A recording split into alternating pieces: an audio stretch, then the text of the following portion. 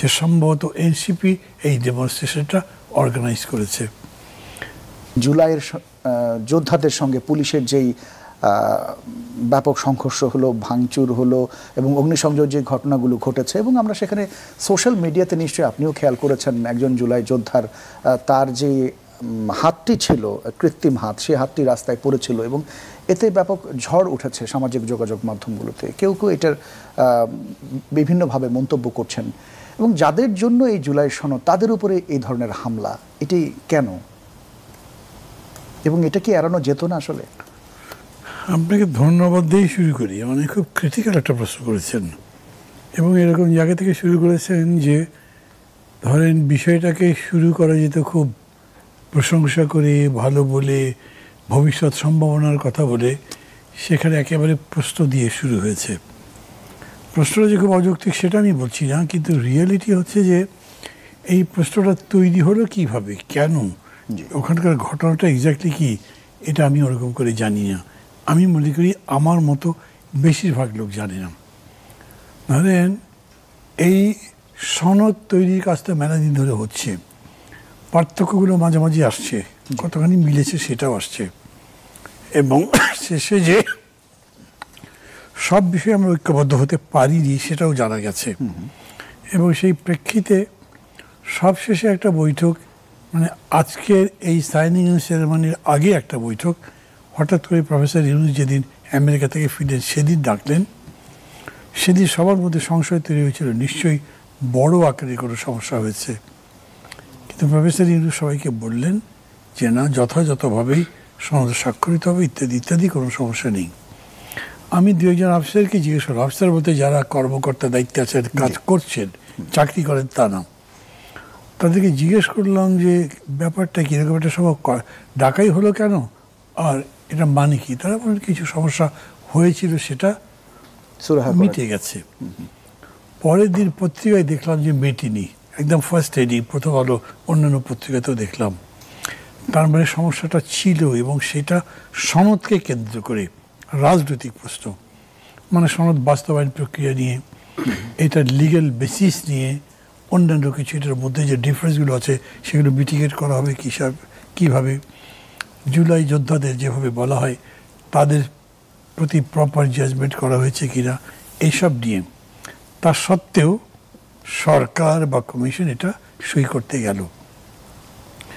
আমি যখন পৌঁছালাম তখন 1:30টার মতো, মোটামুটি পরিস্থিতি শান্ত, কিন্তু আমি ঢোকার পরেই সাউন্ড গ্রেনেড কয়েকটা ফুটলো।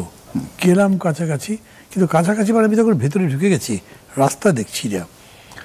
এবং লোকের কাছে পরে ওখানে যারা যারা ছিল তাদের কাছে জিজ্ঞেস করে বুঝলাম, যেহেতু ইতিমধ্যে এনসিপি বলেছে তারা এটা সই করবেন এবং তারা বলেছে তাদের সাথে প্রতারণা করা হয়েছে, ধারণাটা ভেতরে এরকম যে সম্ভবত এনসিপি এই ডেমনস্ট্রেশনটা অর্গানাইজ করেছে। আমি ওখানে যতক্ষণ ছিলাম ততক্ষণ এই ধারণাই ছিলাম। বাইরে বেরিয়ে আসবার পরে বাসায় বসে টিভি দেখেছি, টিভিতে এরকম কোনো স্পষ্ট ধারণাই নেই এবং তাতে বোঝা যাচ্ছে না, মানুষ কনফিউজ কাদের সাথে ঘটনা ঘটেছে। যে কথা আপনি বললেন যে হাত একটা কৃত্রিম যেটা খুলে পড়ে আছে, এটা ইমোশন মানে এক ধরনের চার্ন করলেও কিন্তু পরে যখন বোঝা গেছে যেটা কৃত্রিম, এটা অত বড় সেন্টিমেন্ট তৈরি করে নাই।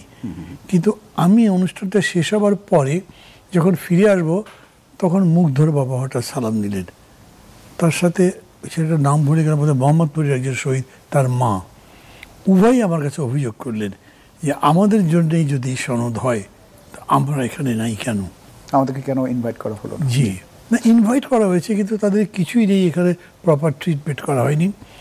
অনেকে অভিযোগও করেছিলেন যে তাদেরকে ইনভাইট করা হয়নি, আসতে দেওয়া হয়নি, এরকম। পুরো অনুষ্ঠানটা এত মিসম্যানেজড, এটা বলার মতো না। ধরেন আমাদের সঙ্গে মোস্তফা জামাল হায়দার ছিলেন, উনি 12 দলীয় জোটের কনভিনার, বয়স 80 পেরিয়ে গেছে, মানে তাকে অন্তত আধা কিলো হেঁটে তারপরে রোস্টারে আসতে হয়েছে। পথের মধ্যে মির্জা ফখরুল বেশ অভিমান কণ্ঠে বললেন যে আপনারা মিনিমাম একটা ট্রান্সপোর্ট অ্যারেঞ্জ করতে পারেননি পর্যন্ত, কি করলেন? তো এতগুলো কথা লম্বা আমি এই জন্য বললাম যে ধরেন এই সরকার জুলাই যোদ্ধাদের বা এনসিপিকে উপেক্ষা করেছে, আমরা তো কিছুদিন আগেও মনে করতাম এনসিপি কিংস পার্টি। আমরা আন্দোলন করেছি, আমরা কথা বলেছি যে যুদ্ধাহত যাকে বলে, যারা এই আপনার জুলাই যোদ্ধা যারা আহত, তাদেরকে প্রপার ট্রিট করা হচ্ছে না, চিকিৎসার ব্যবস্থা করা হচ্ছে না, টেক কেয়ার করা হচ্ছে ঠিক মতো, বলেছি এগুলো। সরকার তাদের জবাব দেওয়ার চেষ্টা করেছেন। ইচ্ছাকৃতভাবে সরকার তাদেরকে বঞ্চনার মধ্যে ফেলেছেন, উপেক্ষা করেছেন, এরকম ভাবিনি। আর প্রতারণা করেছেন, এরকমও ভাবিনি অনেস্টলি বললে। এখন এই ঘটনাটা কি হয়েছে তার একটা প্রপার আন্ডারস্ট্যান্ডিং থাকলে, আপনি যেরকম করে বললেন অনেকটা অভিযোগের সুরে, আমি হয়তো এই অভিযোগের সুরে আনতে পারতাম। কিন্তু আজকে যেটা হয়েছে, মানে সমস্ত ত্রুটি বিচ্যুতি সত্ত্বেও আমি মনে করি এটা হওয়া দরকার ছিল। কারণ ফ্যাসিবাদ থেকে বেরিয়ে গণতন্ত্রের মানে পাদপীঠে পা রাখবার জন্যে আপনাকে অবশ্যম্ভাবী রূপে একটা নির্বাচনী প্রক্রিয়ায় যেতে হবে, এবং সেটা যদি জুলাই সনদ মাস ছিল, with all the limitations also. Block হওয়ার কোনো সুযোগ নেই, এটা ব্লকড হওয়ার চাইতে পাস হয়েছে, সেটা ভালো হয়েছে। সেদিক থেকে আমি মনে করি মানে সরকারের তো ধরেন আয়ু কতদিন এবং তাদের রেসপন্সিবিলিটি বা কতখানি, তারা তো এরকম একটা অ্যাটিটিউডের মধ্যে আছে, যত তাড়াতাড়ি পারি বেরিয়ে যেতে পারলে বাঁচে।